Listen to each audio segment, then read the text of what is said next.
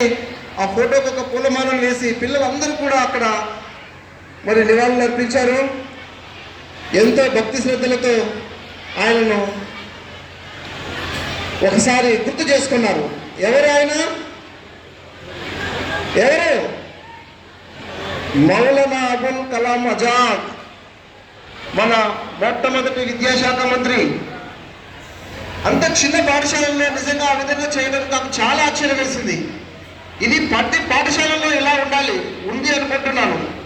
ప్రతి ఉపాధ్యాయుడు కూడా మన దేశ నాయకులు, మన స్వతంత్రం కోసం పోరాడిన వాళ్ళు, మన జాతి కోసం ఎంతో కృషి చేసిన, సేవ చేసిన, వాళ్ళ జీవితాలని అంకితం ఇచ్చిన నాయకులను మనం అనునిత్యం మనస్ఫూర్తిగా స్మరించుకోవాలి.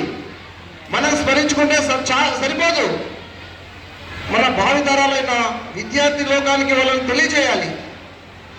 వాళ్ళ యొక్క గొప్పతనాన్ని గుర్తించేటట్లుగా ప్రతి విద్యార్థికి మనం తెలియజేయాలి. వాళ్ళ దేశానికి చేసిన సేవ కానీ, మన భారతదేశానికి మన స్వాతంత్రం కోసం పోరాడిన ఆ పోరాటం కానీ, మన విద్యార్థుల భవిష్యత్తు కోసం చేసిన కృషి కానీ పిల్లలకు ఖచ్చితంగా తెలియజేయాలి. నేను అడిగాను పిల్లలకు ఎవరైనా అని. నిజంగా ఎంత